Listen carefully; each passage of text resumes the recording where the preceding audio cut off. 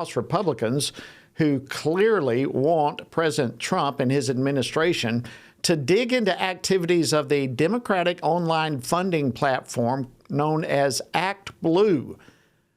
For example, yesterday, Congressman Andy Biggs sent a letter to FBI Director Kash Patel calling on him to look into reports from banks of hundreds of suspicious transactions. The day before that, Congressman Darrell Issa sent a letter to the U.S. Treasury Department regarding what he referred to as credible allegations of terror financing. And then earlier this week, the House Oversight and Government Reform Committee, along with the House Administration Committee, together they sent a letter to the Treasury Department asking for information regarding the two committees' investigation into reports of potentially fraudulent and illicit financial activity concerning ActBlue. So what in the world is going on with ActBlue, and is this a symptom of potentially a wider problem that's going on? Well, joining me now with his insights is Will Chamberlain. He's the senior counsel at the Article 3 Project. Will, welcome back to Washington Watch. Great to have you. Good to be with you, Jody. All right. First of all, let me just throw this out to you. Are you in any way surprised by any of these allegations against ActBlue? No, not at all. What ActBlue has been doing, they just didn't have proper security on their credit cards. They weren't requiring donors to include the 3-digit CVV code that I'm sure every one of your listeners and viewers is used to putting in whenever they buy something online. That code is an anti-fraud measure, and it costs more money to essentially provide charges without acquiring that code, and yet ActBlue chose to do that. And now that people are investigating it, something like 7 or 8 senior ActBlue officials have simply left the organization. The lawyers are leaving the organization. This is rats fleeing a sinking ship. They know that we don't know exactly what ActBlue that was so legally indefensible, but we can be confident that they did something legally indefensible. Yeah, when you start seeing, I'm glad you brought that up, because I was noticing that when you start seeing all these people fleeing from ActBlue, including the legal team, you've got to look at this with a great deal of suspicion. Now, let me ask you this, because I always felt this way while I was in Congress, that ActBlue was hiding something. I never knew what, but I just had that sense. So could this scandal, let me put it this way, could this potential scandal implicate a whole host of Democrats who perhaps are in office right now? Yeah, there's a real good question about whether or not these people are receiving donations from who they said they were receiving them from. And that would seem to be a campaign finance violation on their parts.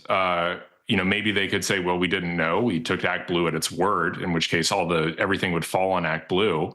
But there's certainly some legal exposure there for the actual sitting office holders, especially if they had some idea of what was going on, or, if maybe some of them intentionally were routing fraudulent donations through ActBlue. I mean, you can think of a lot of ways in which ActBlue could be used. If you have one donor who wants to give hard money to a campaign, $500,000 in hard money. Well, they're not allowed to do that under our law. You can only give, I think, something like $2,600 a person-ish, maybe slightly more. Well, if you want to give $500,000, normally you have to give it to a PAC or something. But if you have a way to pretend that this $500,000 was actually from 250 small donors on ActBlue, then all of a sudden you've magically created $500,000 in hard money. And, speaking of someone, I mean, you were a representative. I've worked on campaigns before. Hard money is like gold. There's just so little of it. And the scarcity of hard money is kind of what keeps campaign staff small and limits the ability of campaigns to do what they want to do. So if ActBlue has been using, essentially creating a straw donor setup, fake small donors to allow big money to come in behind their candidates, I mean, that's a massive scandal.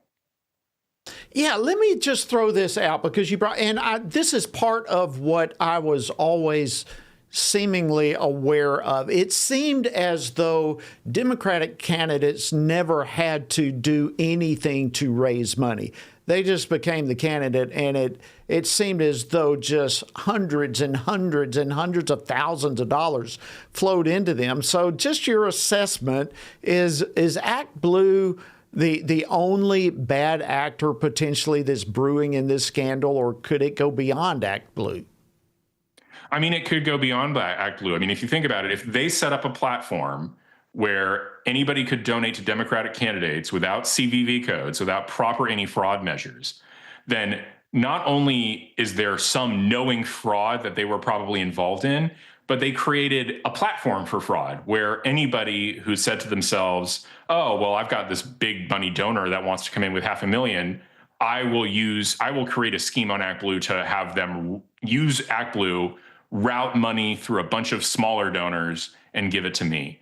And maybe those people aren't even real. Maybe they're fake. Maybe they're based on stolen credit cards. Who knows? I mean, because they're not doing proper anti-fraud protection, there's all sorts of different ways in which a bad actor could exploit the system, either by disguising the source of funds or by literally just committing credit card fraud using a credit card number that didn't belong to them in the first instance and defrauding somebody else to route money into a campaign. I mean, we heard that story.